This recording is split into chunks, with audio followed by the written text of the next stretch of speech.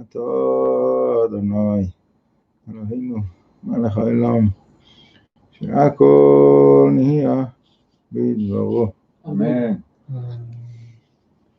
טוב, ברוך השם. So we are speaking about the power of man. What is the power that Hashem gave man? כן, נעשה את זה חצי עברית חצי אנגלית לכבוד כל האורחים הנכבדים. כן, so נפש is explaining that when Hashem created Adam, he gave him domain on powers upon powers, thousands and thousands of kinds of powers and worlds that Hashem gave Adam to domain. How do we do this? Yeah. הקדוש ברוך הוא נתן כן, בסדר. Able to use this potential. Yeah. Where is the control panel to control all of those powers, all of those worlds? Says the Nefesh HaChaim, this is the act, speech, and thought of man. מה הדרך לשלוט בעולמות, מה שקדוש ברוך הוא נתן לנו? אומר הנפש החיים, זה על ידי המעשה באדם. Okay? I'm adding also the intention and the desire. כוונה ורצון, זה נוסף, אבל נפש החיים לא כותב את זה. What נפש החיים said is the three lower parts. There is higher parts, which is the intention and the desire. So, where are we? Yeah. Where are we? How much of our deeds is the right deeds, is good deeds? How much of our words that we are spelling out, saying out, are good or chas v'shalom, the opposite, and so on and so forth, right? The point is that everything matters. Whatever we do, have meaning. Whatever we say, have meaning. Whatever we think, have meaning. משמעות. כל דבר שבן אדם עושה, חושב, מדבר, כל דבר יש לזה משמעות. So there's many people that they think, if I'm not doing anything wrong, so it's not so bad.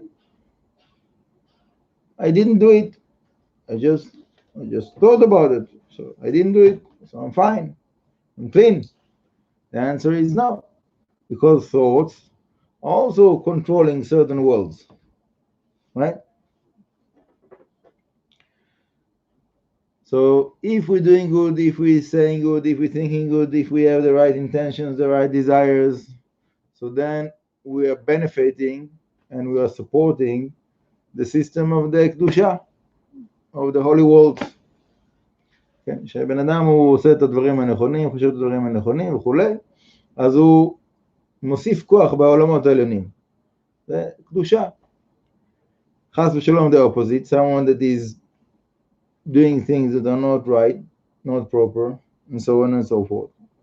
So then he's taking the abundance of the world and he's not adding to the upper worlds, and he's making a separation. כן? אדם שעושה דברים לא נכונים גורם לפירוד. So how does it work? Let's give it a parable. Let's say I have a pipe of water, yeah, that comes down the mountain. If I'm opening the tap in the top of the mountain, so the water flows, and I'm getting the water from the bottom of the mountain, but the pipe doesn't get empty because there's new water that's coming in, right? But what will happen if I will make a blockage in the middle of the pipe? So the water from that blockage down will empty down and it will stay empty, right?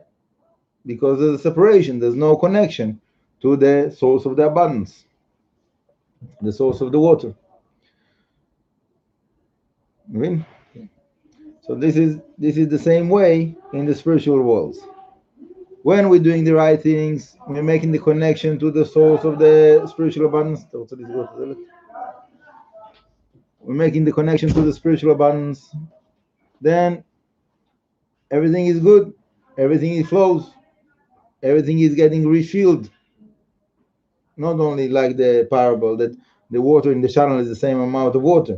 Here in the Kedusha, it gets bigger. Yeah? We are creating more channels. We're adding more strength to the walls of the Kedusha. לא רק שבן אדם, שהוא עושה את הדבר הנכון, הוא לא רק שהוא מקבל מים ונוסף עוד מים בצינור. כן, בדוגמה, במשל, זה נשאר אותו צינור, זה נשאר אותו כמות מים. ובנמשל, בעולמות הרוחניים, זה כל הזמן מתווסף כביכול עוד צינורות גם. הצינור גדל. הוא לא רק שהוא ממלא את מה שהוא משתמש בו, הוא גם מוסיף עוד בכל העולמות. אז כל העולמות מתברכים. So this is, all the worlds are receiving more blessings. ברוך הבא. So this is something that is very, very important. The difference between the Kedusha and the Tum'ah. Yeah. What is the difference? In the Kedusha, everything is getting rejuvenated. Everything is getting multiplied. More and more and more and more. Okay? Why? Because everything is connected to the source. So then the source, Hashem, is filling all of the months in all of the worlds.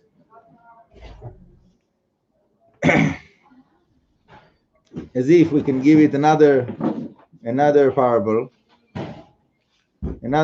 for the same concept, that if I have a business, if I see that the business is working good and I'm making good profit,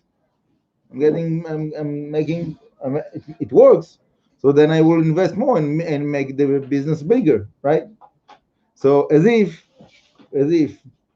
when Hashem he sees that the world is going in the right direction, so then Hashem is bringing more blessings, right? That the world will grow. Chas v'shalom in the opposite direction. But this way is a bit difficult because you see many tzaddikim without blessing. Okay, the fact that this person doesn't have blessing, that's not what we're talking about. I didn't say that all the people that are tzaddikim, they have blessings. I wish they have. Hashem will bring blessings to everybody. But the reality is that many tzaddikim, they choose to live without a blessing, and they let other people to have the blessings that they're supposed to have. Yeah, with consciously or unconsciously. Yeah. For example, they say about Avraham Avinu that all of those years that he didn't have a child, from the prayers that he was praying, so many other people got children. So he brought blessings to the world. He didn't have the blessing because it was not the right time yet. But the fact that he did the right things brought blessings to the world. And the same thing with all of us. Whenever we do the right thing, we're bringing blessings to the world. Sometimes we don't see that. Sometimes we feel, what's going on? I'm doing the right things and I don't see blessings in my life. Yeah. Okay, so that's part of the taste of faith. If somebody have faith in Hashem, have faith in the Torah, so even though he doesn't see that, but he believes, I believe that I'm doing the right thing, and Hashem sees that. Hashem doesn't ignore me. Hashem knows my situation, and whenever the right time will come, then I will see my blessings in my world, in my spectrum of my sight. And B'ezrat Hashem, I bless everybody that we will have that privilege to see the blessings of Hashem in our life and to multiply the blessings of the world, to do the right things, to say the right things, to think the right things, to have the right intentions, the right desires. And with this, everything will get more blessings and more blessings. And B'ezrat Hashem, the world is coming more and more to the correction, to the tikkun, right? Which is the purpose of the creation. And by the way, I want to finish with a little note that I found it very fascinating today. I spoke with Druzi person, that he told me that their leaders in the religious world is speaking about that the world is coming to its end, and it's time for everybody to do tshuva, to correct their ways, because things are going to finish here, and that's it. You have to choose where you're going to be. You want to be in Gan Eden, you want to be in the other side. And when he said it, I thought to myself, like, it's very interesting that also for them, that the Uzim, they say that they say it. Yeah, it's not something that we say about them. They say themselves that they are coming from Yitro. They see Yitro as their prophet, as their father, as their, that's their source. And we have definitely we have a good source in the Torah that Yitro, he converted. He went back to convert his family. How much he succeeded, it's not sure exactly. They're not fully Jewish. They're not fully Jewish, but they are definitely part of the nations that are very close to Am Israel, and you see that today. You see that they led them to be in the army, police, all kinds of different things. They're living in Eretz Israel. They have so it's interesting. It's interesting. They have the understanding of the reincarnation, and they say that like we are in the end of the process also. So we don't need them to reinforce us. Yeah, but the fact that they are aware of that, and they also speak about it, and they also preach it to their groups, it's interesting. And